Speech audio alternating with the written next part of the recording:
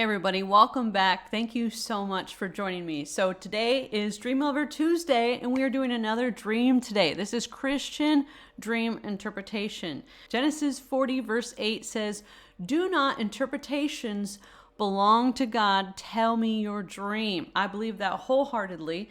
And so that is one of the reasons I am so passionate about bringing dreams and dream interpretation properly back to God's people. Okay, don't forget to like, subscribe, share, comment below. All those things help send this channel into the algorithm. And if you're interested, follow me on Instagram. Okay, I'm trying to build my Instagram. So I have had a YouTube channel for probably around 9 years, and there is a lot of stuff that goes way back to like 2016. And that I'm going to be cleaning up some things. I've already began cleaning up some things, some videos that I went back and watched and I was like, oh my goodness, like people watch that just with the audio and the video being so bad. So, you know what, when we know better, we do better, right? So there are some things I'm going to be cleaning up and even redoing. This dream, and likely I think it was the dream I shared last week, you may have actually heard before if you have followed me from start to finish. But I will be redoing some videos, all that just to say, if you hear the same dream given, it's because I am redoing it, okay?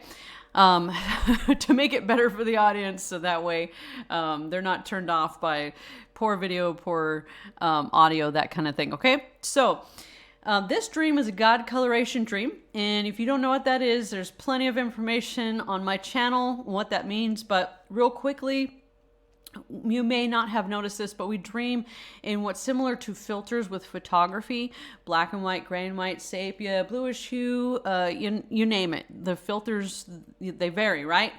Well, so we dream similarly, okay? And what that basically means is that you could tell who is speaking by the coloration of the dream, all right? And this dream is what I call a God coloration dream, meaning it's been tested, tried and true for several years from me that these dreams are from God himself, okay?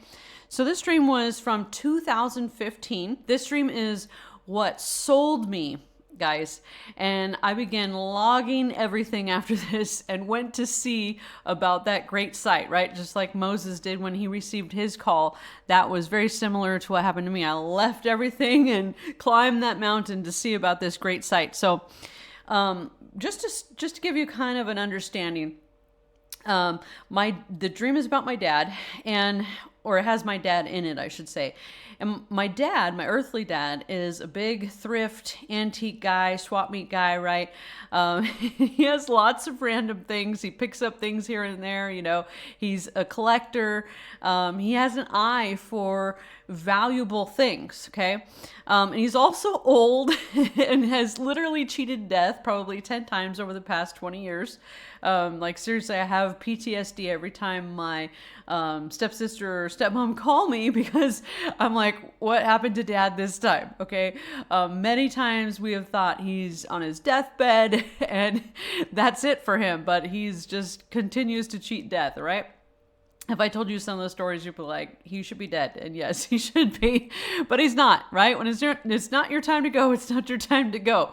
Okay, so just keep that in mind as you hear this dream, because I'm sure you've had dreams like this, and it happens very often that we dream about people that actually represent supernatural things, but we take it very literal because that's what we saw in the dream. And this is a great example of that type of dream, okay? This is a super short dream, super short, super straight to the point, super powerful, okay? In just a few lines, it is a very life-changing dream that was given to me. All right, so I dreamed I was sitting at our dining room table with my dad. I guess he was writing out his will.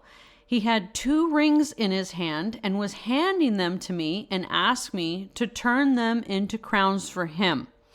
All right, so obviously when I woke up from this dream, I was like, I thought it was my dad, my real dad, my earthly dad, because like I said, he has a bunch of random things and the guy is always on his deathbed. So, you know, he's writing out his will and he's giving me some, you know, rings that he probably found at like the antique store or something, you know. So that's where my mind went.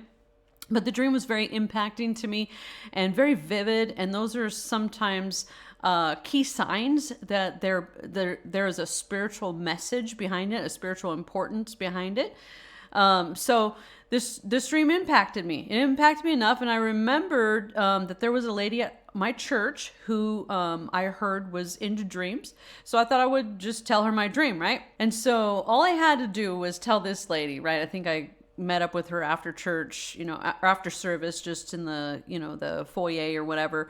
And I told her my dream, and I was like, I had this weird dream, and I wanted to see what you thought about it. So I tell her the dream, and all she had to say to me was this. She said, Kimberly, sometimes when we dream about our dad, it can be our Father in heaven. And that was it, guys. That was it. I mean, tears welled up in my eyes, and my heart just felt pierced, guys. And the rest of the dream made complete sense to me after that, right?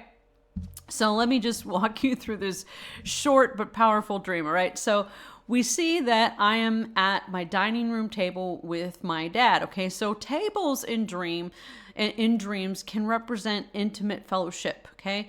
That's a place where, that's true for my family. We eat breakfast at different times. We eat lunch different places, right? They're in school, husband's at work, I'm home, So, but dinner time is when we all come around the table and we eat dinner together. And I'm very strict about that. Not like strict, like you have to, but it's something I like to cultivate and be consistent about, okay? Because it creates the fellowship. Hey, what'd you do today? It creates that opportunity for us to come together and talk to each other, right? Stay connected to one another. So tables do that, right? Maybe you're at a staff meeting. The tables put you together for a time of communicating with one another, fellowshipping, that kind of thing. And so tables in dreams can, not always, but can have a representation for fellowship. Dining, right, where Jesus, this just came to me right now, where Jesus says, behold, I stand at the door and knock. If anyone who answers, I will come in and dine with him. I'll come in and fellowship with him, right? Okay, the next kind of key sign we see in the dream is my dad. And so my dad in the dream, just like she said to me, sometimes when we dream about our dad, it can be our Father in heaven, okay? And in this case, it absolutely 100% does. Dreaming about my dad here was not about my earthly dad. It was my Father in heaven, okay? So I'm fellowshipping with my Father in heaven. And what is he doing? He is writing out his will. And not only is he writing out his will, but he is telling me his will, okay? Right? He was showing me his will, right? Because the next thing we see is the rings. He had 2 rings, and he was handing them to me, okay? So rings can represent like honor, authority, a trusted position, right? Kings, if a king gave you their ring, it was to show that they trust you to authorize decisions and that kind of thing in their name, basically, okay? So that is what the rings represent, okay? And he asked me to turn them into crowns for him, okay? And so the crowns here represent a reward for doing his will and using the position of trust and, authority that he's given me for his glory, for the saving of souls, and so on, okay? So what a powerful dream, guys. What a powerful dream. Just like, 3-4 sentences long, impacting. It's so impacting. I mean, obviously when I woke up, I thought this was about my earthly dad, and all of it made sense, except why is he telling me to turn them into crowns, okay? And maybe you're watching this video right now and you've been following dreams for a while and you're like, oh, it makes perfect sense to you. But imagine being a person who hadn't had much dream experience and not understanding the fullness of how a person or how the Lord can speak to you in a dream. That was where I was at this point. I had not even had my breakthrough yet. Okay. It was coming. It was just a few months away from this, in fact. So after this, like I said, this sold me. I was like, the Lord spoke to me in a dream. What a powerful dream. He was showing me his will. He has a special plan for me.